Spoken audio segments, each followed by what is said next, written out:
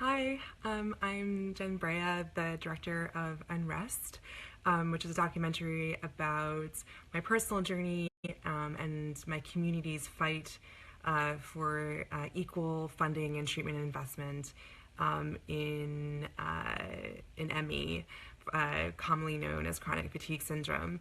And I'm so excited that we're going to be opening today. Actually, we've already played, I think this morning. I wasn't there, but we're going to be opening today in New York at the IFC Center, and then coming to theaters across the US and also to the UK on October 20th. And so I wanted to do a Facebook Live to kind of celebrate our theatrical opening. We've gotten so much great media, a review in the New York Times, an amazing feature article in the San Francisco Chronicle, and it's been such a great, just go on Twitter, look on Facebook, hashtag timeforunrest, to see all the great things people are already saying about the film and how they've been moved and how they're saying, you know, it's a film about a medical mystery, and it's a film about science, and it's a film about, you know, a political struggle, and it's also a film about a community, and it's a love story. And so I hope, you know, whether you are personally affected or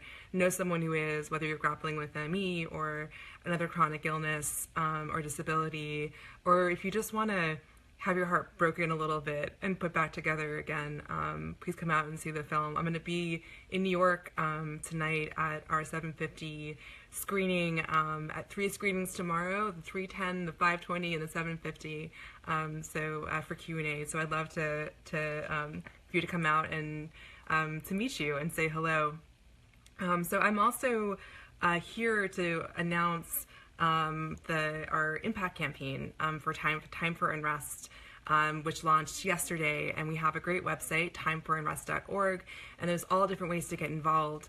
And one of the things that we're doing is really trying to get folks to share their stories about their experience of ME and their sort of hopes for the future, and the ways that we can all create change together, and to use the hashtag timeforunrest on Facebook, Instagram, and Twitter. And part of the reason why this is such a great time to participate is that we're going to have so many people, whether they're within the community or outside the community, you know, policymakers, scientists, journalists, medical professionals who are going to be watching the film and engaging with it as we travel to theaters. And so we want them to also look at the hashtag timeforunrest and see your stories and learn more about this experience through what you share about how this personally affects you. So I did a photo yesterday sort of explaining why I thought it was time for unrest, and it was so hard because there's like a million reasons. And so I'm excited to do this video, this Facebook Live, because I really couldn't settle on just one. So in no particular order, and these are not all the reasons because I ran out of paper, it's time for unrest because I think doctors and medical students are underserved. And that's a strange thing to say, I think, because, you know, it's patients and their caregivers who feel and have been, you know, abandoned and at times stigmatized and disbelieved.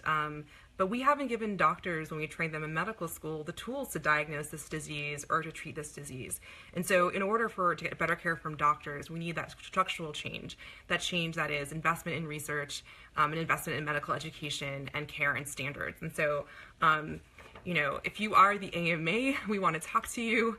If you are public health officials at the state level, at the national level, we need to talk to you and figure out how to correct the situation and get doctors the training and the continuing medical education they need so that they can diagnose patients, get us early treatments and management, and so that we can have less disability and better be able to understand, track this disease, and offer patients the care that they deserve.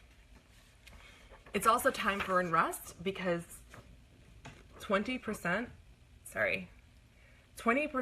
of patients living with ME live in poverty or are food insecure. There are very few factors that can make a person that likely to not have enough food to eat. and to be living below the poverty line. So there was a study in Canada that showed that over 20% of people with a diagnosis of chronic fatigue syndrome had a household income of less than $20,000 per year. And over 20%, I think it was 27% of patients with a diagnosis of chronic fatigue syndrome are food insecure. And so, you see someone get sick and you think, oh, that's so unlucky, but we never see the big picture system, and we never think, like, actually, there are all of these people who are not only sick, but are living in fundamentally desperate economic and physical conditions due to the illness. And so we need to better count ourselves and be counted, and invest in the sort of community-based studies and the epidemiology to understand, is poverty a risk factor? To what extent does having this disease take you from middle class and put you into poverty because you don't have access to medical care, because you don't have access to disability benefits? And so there's so many ways to engage, and this is why, again, I have healthcare professionals particularly in my mind, because so far over 70 people from hospitals and universities and health organizations from across New York City have signed up for our free screenings program. So we're offering free tickets to select screenings for healthcare professionals, whether you're a researcher, a nurse, a doctor, a public health official, to anyone working in healthcare, to come out and see the films. We have at least 70 people from probably 10 institutions across New York City coming out to see Unrest this weekend, and I'm so excited. And I'll post a link later, but if you're in this category, or anybody who's a doctor, please, or nurse or healthcare practitioner, please look for that link, and I will send it out to you.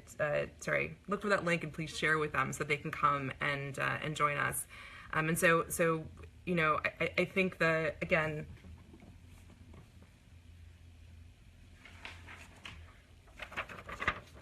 I find this really shocking, and this is a social justice issue.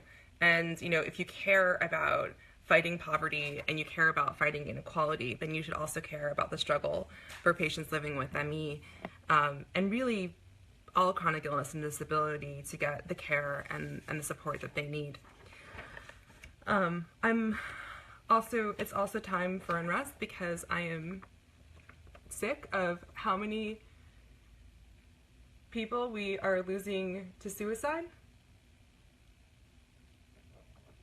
Is it backwards? You know what? I'm so sorry. I guess the Facebook, Elizabeth says turn the poster. This is just the way that it does it. I have to write backwards on Facebook Live. Sorry guys. I guess look in the mirror. So that's really silly. Anyway, I'll read it out to you. It's time for unrest because I am sick of how many people we are losing to suicide. And everyone in our community knows that every month we hear about someone who has taken their life, and there are so many reasons. Some of it is the economic struggle. I mean, just imagine the stress of not having the body, the physical capacity, and the cognitive capacity to work and sometimes perform basic life tasks, and on top of that, not knowing how you're going to eat and how you're going to make it through. And so I think that contributes to it. I think the lack of understanding and lack of family support, so the stigma people face, means that their families support them less, and that dramatically increases, I think, risk of suicide. And then there's the poor treatment. So if you are in an incredible amount of physical pain, if you are isolated and never leave your room, I mean, we already know that solitary confinement causes extreme psychological duress in prisoners who are committed to solitary confinement. And we have, literally millions of people around the world who are living in solitary confinement because they got sick and they have committed no crime and they're living in inhuman conditions. And so it makes total sense that we have an epidemic of suicide in our community, and it's not being talked about. It's not being reported in the media. And if we had a country with a population of 15 to 30 million, and with massive rates of suicide, many times the average, people would be reporting on it. They would say, why are so many people in that country taking their own lives? And they're not doing it in the case of our community because people don't even know that we're here. On a brighter note, and I'm sorry this is backwards, I'm going to put it up anyway because I want people to know that they should be making their signs. I'll do a version of this on YouTube where hopefully the images will be right side around.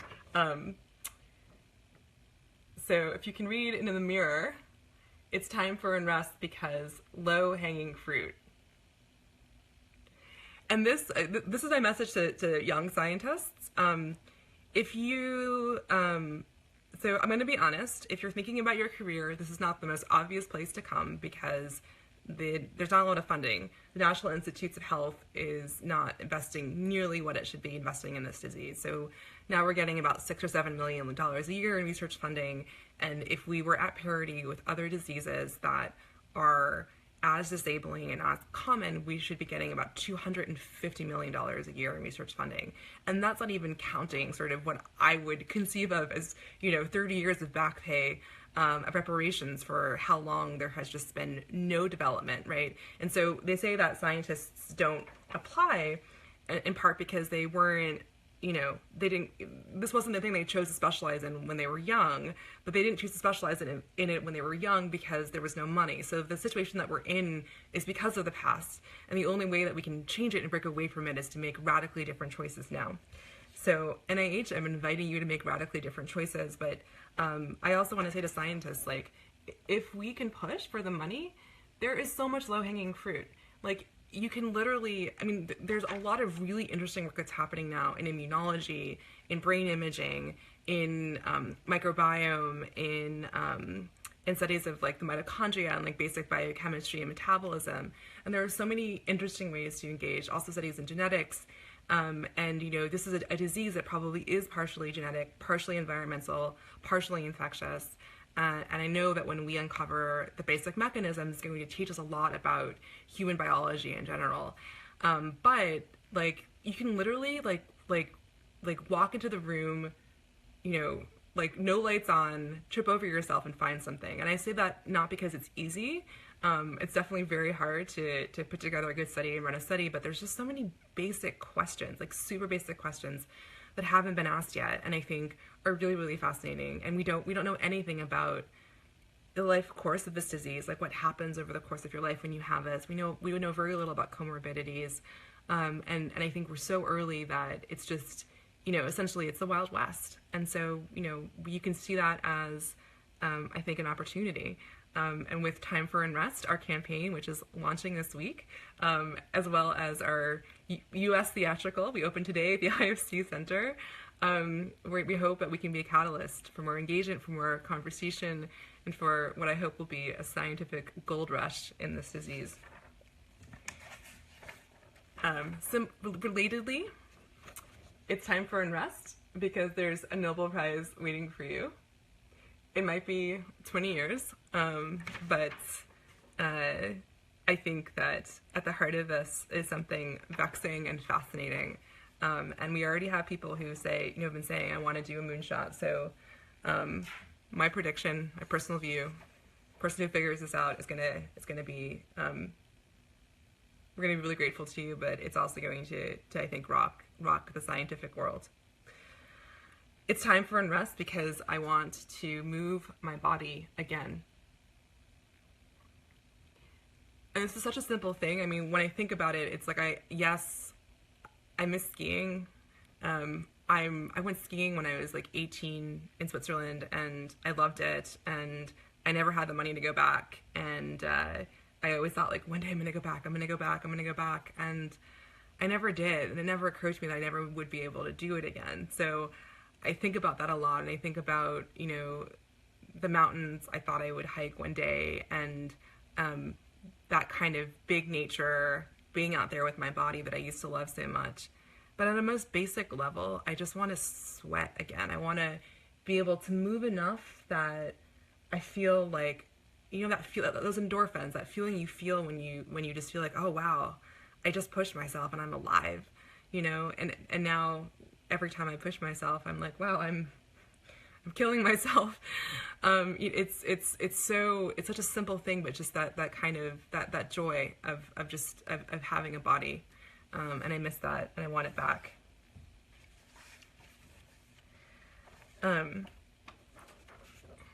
it's time for Unrest because I want to have children. And nothing I do, I know that nothing I do now is going to fundamentally change that timeline. But I'm still fighting for that, for me and for other people. And I haven't given up, but I'm not giving up. It's time for unrest because millions are missing.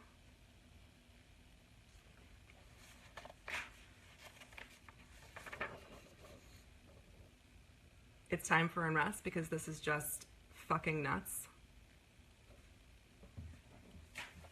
And lastly, my last reason is it's time for unrest because it's time. It's truly time. It's about time. It's time, and we're going to do it, and we're going to push as hard as we can for as long as it takes, all through this year, and next year, and 5 years, and 10 years, and we're going to get it done. I really, really, really, really believe it. So this is not a really crucial moment. It's not the only moment, but this is the time to really go big and go wide and get as many people as possible to see this film and engage with this film. So I hope that if you know anybody who lives in New York, get the word out. We're going to be at the IFC Center all for the next 6 days, 6 shows a day, 200 seats per show. We have to fill those theaters. And I'm going to be there tonight at the 750 doing a Q&A, and on Saturday at the 3:10, 5:20, and 7:50. So you can go to the IFCC Center's website. You can also go to c.unrest.film/showtimes, and we're screening in communities and theaters all around the world. If you don't see us yet in your city or your hometown, you can sign up to host a screening, but chances are we're going to come to you if you're living in a city, because we're trying to travel all over the world. And please, please, please, so, for the next few days, for the next few weeks, what I'm asking you guys to do is to write on a piece of paper, it's time for unrest because, and take a photo or shoot a video on Facebook or YouTube, hashtag time for unrest, and share your reasons, and share your personal stories about what it's been like for you living with this disease or caring for someone who has it. We think it's so crucial to do this during this time because we're trying to get the word out, raise awareness, and we're going to be having lots of people in the public, journalists, as media and interest in the film grows, who will be following that hashtag time for unrest, and we want them to hear your stories. So thank you so much for your support. You can also go to timeforunrest.org to learn about many other ways that you can engage with the campaign. And this is just the beginning. It's going to be a really amazing, wonderful ride, and let's build this power, let's organize, and let's see this movie. So thank you so much for your support. Bye.